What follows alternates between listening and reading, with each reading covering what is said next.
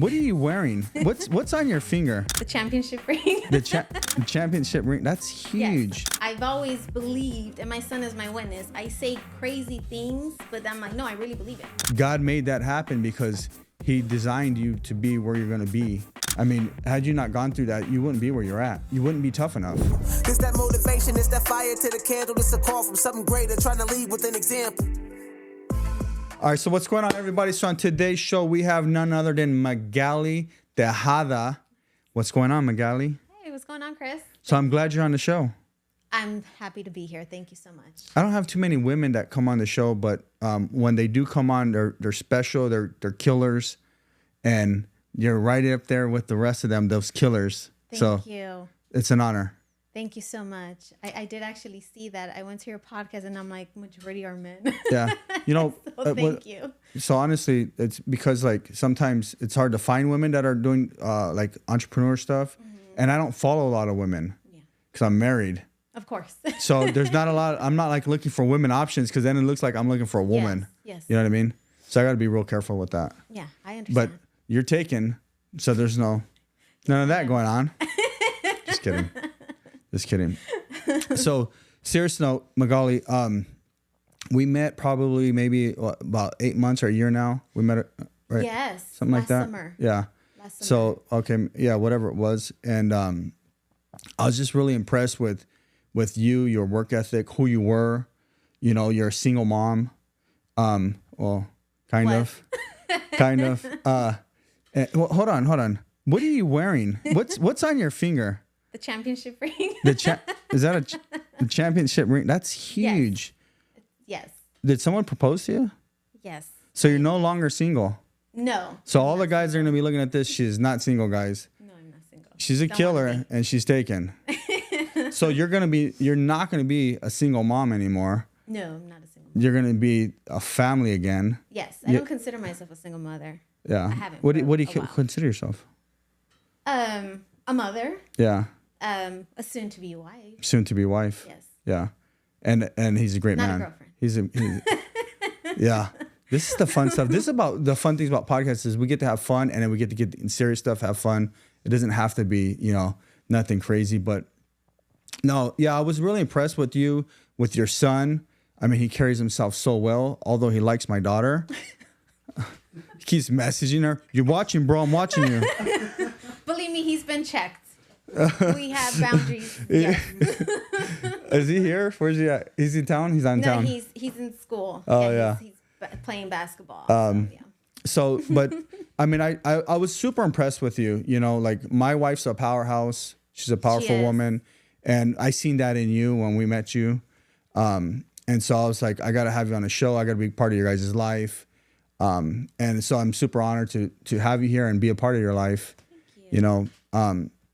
But your journey, like I've seen you from what I know now, your son, big, good looking guy. I mean, he's young. He's, basketball player, killer.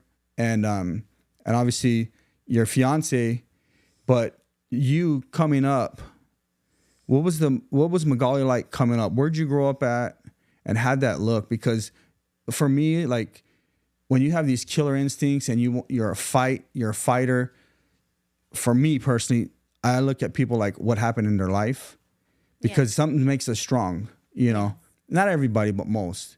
I'd like to hear that. I'd like to hear that. How'd you grow up? Where'd you grow up? Born and raised in Los Angeles, California. My parents migrated to America from El Salvador. I had such a humble childhood. I always tell people, if my parents ever struggled, I never knew. Yeah. Because I thought I had it all. We had everything. They were very hardworking. I always saw both of them hustle, especially my mom. My mom always had side gigs. She would hustle Avon. I remember her one time not having a job and she would hustle tamales from the house and she would always have money. So maybe that inspired me. Maybe I didn't realize how that had an influence on me later on in life. How many siblings were there? I'm the youngest of 3. Okay, so there's 3 of you. Yes, my sister is the oldest. My brother is the middle. And all of you guys, were you guys born in the United States? Yes, in Los Angeles. So, oh yeah, you just say that. Yes. So your parents come in from another country, and they have to figure it out. They had to figure it out. I never saw my parents. They were never on government assistance. That's one thing I'm very proud to say. Although I did see other people like them on that. They pride themselves on not ever relying on anyone for help. So I can honestly say that they busted their asses off to give us or the American dream, what we thought was the American dream, right? And they ended up purchasing their home once we moved to the valley, in the San Fernando Valley. And then fast forward, they relocated to another state, and the rest is history. So did you go to school in LA or? Yes. Yeah, you went to school in LA. LA in the valley. Did you did you go to high school, college, or how does that look? To high school, some college, yes. Now I consider myself the rebel child because you're the rebel. I ended up with the baby. Yeah. There's a few people that end up with babies. I mean, I end up with a lot of babies, but I ended up with a baby and ended up as a single parent. So how old were you when you got pregnant? 22. That's not too young. It's not bad. I mean, I remember being 14 and the girl was pregnant. Not my girl, but a girl we knew. 8th grade. She went into 9th grade. She had a kid. Yes. It's obviously that's not what I wanted for my life, but I fought. I struggling on my own. I had too much pride to go back home to my parents that I needed help. So I had to figure it out in LA.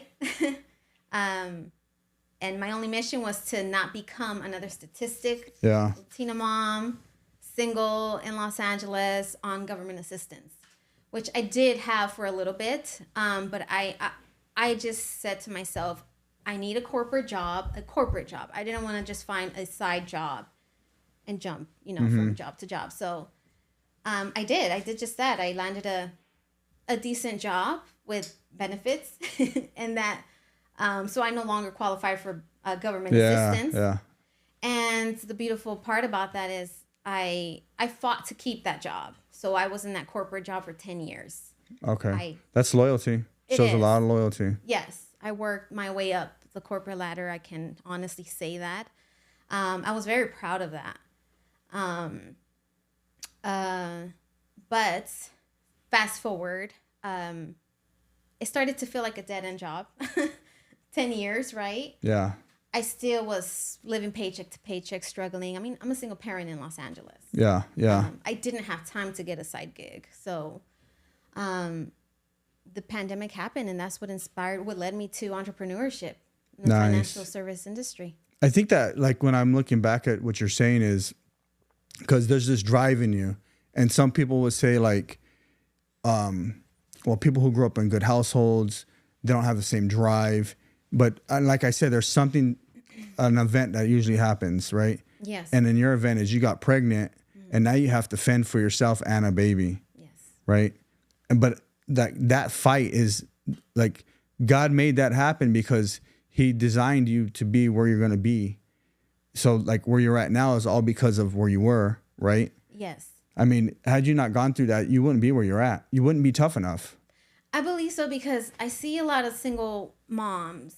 I never played like the victim role. Like, I was proud to be a mom or single mom. I never felt pity for myself. So I believe in manifestation. I believe everything I have today, I've manifested. That's so good. Even like when I worked my job, I started off as an admin, but I knew I was going to work my way up. But that was up to me. That's so crucial that you said that, like, and you thought that, because so many people today, they don't, either they don't believe in manifestation or self-talk or something like that, or any of those things. And I think you should want to manifest something. You should have self-talk.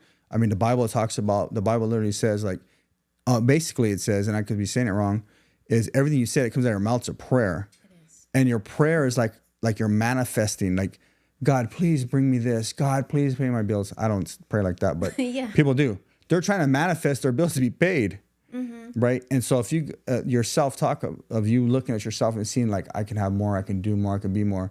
It's so crucial, especially to a single mom. Like, I mean, that's inspiring to a lot of single moms. Well, like, okay, so When you're not a single mom. I'm no longer a single mother.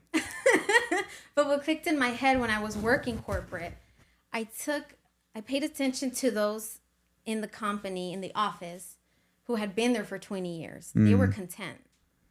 They hated their job. And so I thought, okay, there's something wrong here. There's no way this is going to be my life, right? But at the same time, I should embrace this opportunity. Everything I saw as an opportunity. While they're complaining, no, not long ago, I was on my knees praying to God, I need a job, please save me. You got to be thankful. So every day I was grateful, and I always showed up with like the executive mindset. Like, I know I work in a cubicle, but I'm going to have an office. I'm going to have a building one day. That was just my crazy mind. So everything from my son to my career to my love life, I've always believed, and my son is my witness. I say crazy things, but I'm like, no, I really believe it. Yeah. No, You know? it's good because it's like, and I talked about this with my last guest, and I've said it a few times, is like having faith in God and his abilities. In order to really have faith in God, I believe, this is me personal, is I believe you have to have confidence in your own abilities. Because if you didn't believe in yourself, right, how can God bless you? God's going to only give us what we can handle. And you believed you can handle more, and you are handling more. Shoot, like this, just talking to you right now, I'm so inspired because like there's so many single parents, and whether they're a single dad or single mom, it's like they don't know what to do, where to go. And like you're literally living proof of like, I can come out of it. I can make something of myself. And just like you said, is now you're an entrepreneur, you know, starting in 2020. So let's jump into that. Like, so COVID comes, you're working for this company, I think. Yes. And what happens? Well, I had a game plan to leave my job, so I saved enough. I saved $19,000. Like, I didn't just quit and say, I'm an entrepreneur. Yeah. No, which is usually So what you people saved do. $19,000, single parent. My goal was to That's save pretty $20,000. good. I know people making a lot of money and got like $5. Yes. It's true. Yes. I saved $19,000. That's amazing. Because everything was remote. So I actually relocated back to where my parents lived, and I said, okay, I'm going to remove rent, all the overhead. Yeah. Be smart. Like, do I really need, like, Miss Independent isn't so glamorous, you know? So I just had to humble myself and work towards what I want. So that's what I did. I relocated back home, and so we knew when we were going to go back to the office, right? So I said, okay, so I quit in advance, and I joined the financial services industry. But one thing I did prior to that, and this is one thing a lot of people don't talk about, is I removed, prior to my entrepreneurship life, I removed myself from people I was hanging out with. That's crucial. And that wasn't easy because I had to hang out with myself and I thought I knew myself. So that was eye-opening for me. I thought who I was around certain individuals, that was who Magally was. So I stopped drinking. I stopped going out. Wow. Maybe that's why I started to see my money. No, for real. Like people waste money. It's crazy. Yes. All these habits, it's crazy. And it was lonely. I'm not going to say it wasn't, but it was very lonely. I started to think maybe this is not what I should be doing. But I kept pushing. Yeah. So when people say, like you hear it all the time, you know, you got to cut all your friends out, and so you literally did that. I mean, I've done Cold that. turkey. Yeah. So you're like, and what do you think? Like, was it a great decision? Yes. Yeah. Right. Yeah, I learned that people do have a season. It's off, or everyone has seasons in your lives. Yeah, they're in your life for a reason, a season, or a lifetime. Or a lifetime. Yeah. And if they are for a lifetime, then they're going to understand your journey. They're going to accept. They're not going to put doubt in your mind. Even just questioning what you're doing. Like, no one should be putting that in you. Yeah. I mean, people do, right? Like even spouses do it, right? But it's out of love. But at the end of the day, they should still cheer you on. Yes. Like, man, you did that. You did this. You did that. Instead of like, you know, I remember when I was making changes in my life. It's a long time ago now. And I stopped doing drugs, right? And then, you know, so I had a group of people, you know, oh, you think you're too good. You don't want to get high with us. You don't want to do this. And heavy drugs too. Yeah. And then I stopped drinking. And then that's when the family members were like, oh, you think you're too good. You can't come out and drink with us. And then like now I'm trying to make changes in my life for the better, and you're downing everything I'm doing. Yeah. Why do I even want to be around you? Exactly. Right? I wish more people would see things that way, because you know, like we're around a lot of people. You guys are around a lot of people, and it's I see different people, like they go to like all these family members' houses or all these friends' houses, and those people don't really love them. I mean, just because your family doesn't mean anything. Yeah. I like to say family is people who really love you and celebrate you, support you, you know, or, you know, it's people you can love and celebrate and support back. Yeah. You know, but that's so cool that you said that, because again, that was another move in your life that, you know, changed the trajectory of it. Yeah. So you get into financial services, and can you explain what the financial services is? What you mean? Yeah, I chose the life insurance route. Yeah. I mean, I still want to do something that means something. I want to help families. Yeah. Of course, everyone wants to make money. I do. Yeah. But I want freedom. That's what I wanted. I wanted the flexibility. I was tired of having such a restricted life, working corporate, and I didn't feel free. So really, that was the main reason why I chose this path, to have that flexibility for my son. And yeah, life insurance, it's been truly rewarding. I've seen the ugly and the beautiful of it, just like any industry. People don't last, is what I learned in this industry, so I'm still here. Yeah. So that's a good thing. That's your perseverance, that's the endurance, that's the stamina, that's what you built up when you had your baby. Your little baby boy that's 7'5" or just about almost. He's like 6'3" or something. He's a big boy. Yeah, to not quit. But you know, like you're talking about the financial services and life insurance. It's a really lucrative industry. It is. And so like, does it take care of you and your family, you and your son? How does that look? Because there's going to be people watching this, and maybe they want to learn a little bit about it, right? You know, so like you said, there's freedom.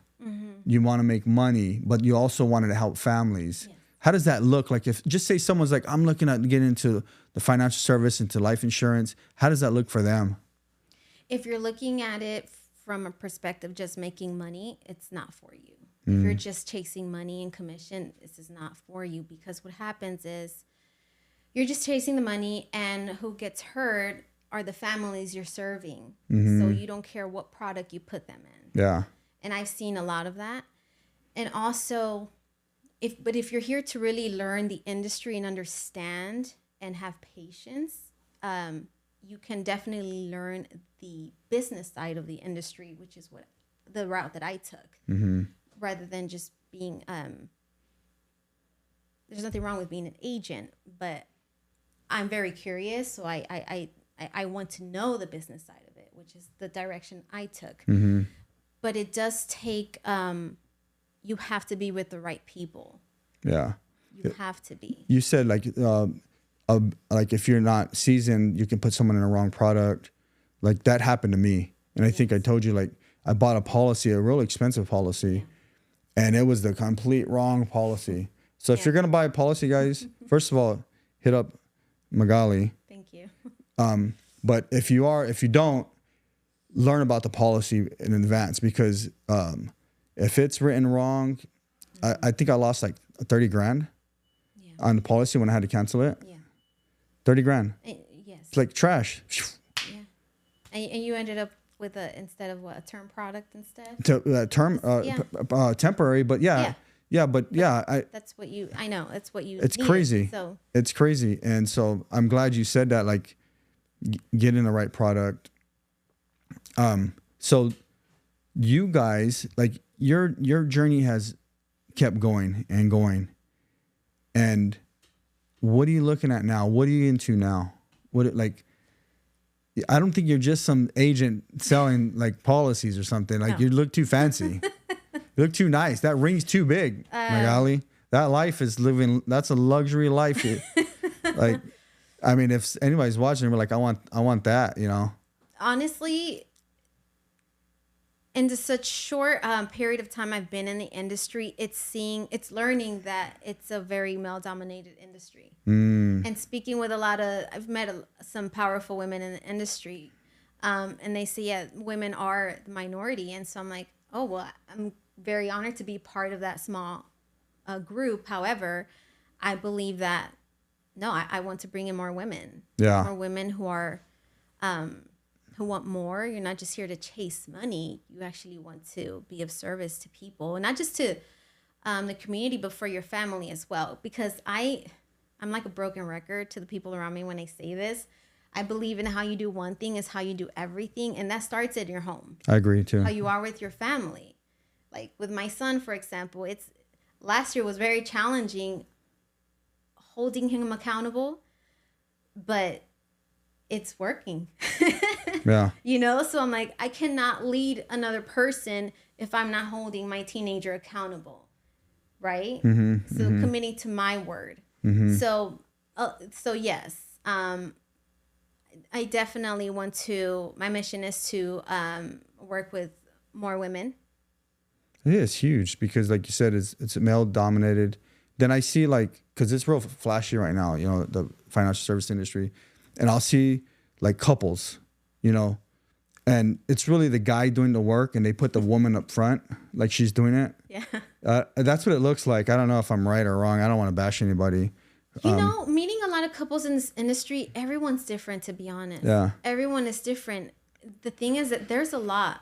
There is a lot. And if you are a couple and you are in entrepreneurship together, if that's something you want to do, this is definitely, it can definitely work for you. Yeah. Because there's more than just the sales side. It's operations in the back. It's putting a presentation together, meeting with carriers. There's a lot. Yeah. Well, yes. I'm a big proponent of you should work together if you're husband and wife. I believe so too. I know some people are like, I can't work with my wife, and I would never, you know, they don't interact her in their businesses and stuff. And I'm like, you guys live two different lifestyles. Yes, you do. You got two different sets of friends, two different sets of work partners, like two different sets of everything, two different stories, you know, like, yeah. I mean, I've been doing it for over 16, almost 17 years or whatever, working with Felicity.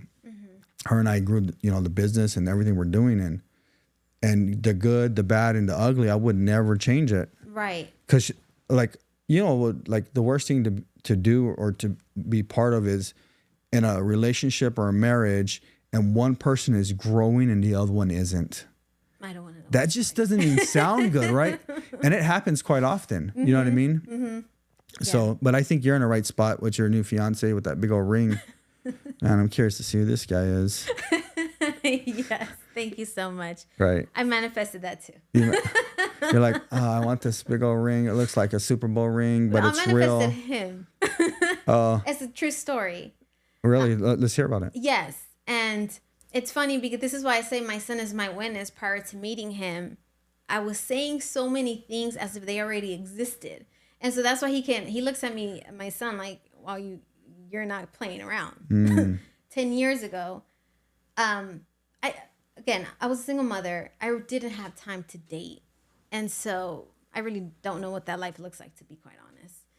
And so I was at a frustrating point in my life, and I said, okay, I gave it to God. I prayed for my future husband. I didn't care what he looked like. I wasn't specific on that. I'm like, just protect him. Hey, ladies, if you are praying for a husband, tell God what you want.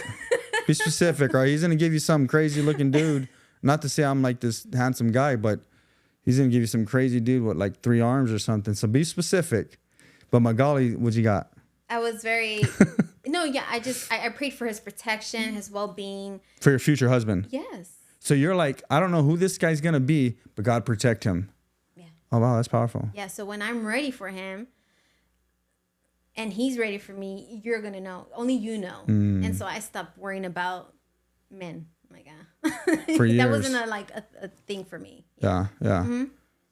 And then so when you met him, like how was that? Like when I met him, I wasn't surprised. Really? Yes, I was surprised. You're like because prior to him meeting him, I was already like in that space where I'm like, okay, I'm ready. Like, I felt ready. Yeah. So you met him, and you're like this. I was like, oh, here he is. You're like, God, you've been building up this guy. Yeah. Oh, that's amazing. That's so super cool. And then he's in the space too, right? Yes. So you guys are building something together. Yes. And like, what does that look like? What are you guys building? We're building a beautiful company, and that's the thing. Again, it's not ours. I have prayed very specifically for that as well, for the people that we attract, the people we collaborate with, and because this is not my company, it's God's company. It's God's company. Yes, it's not mine. Like, I'm like, no, I don't want to be controlling of that.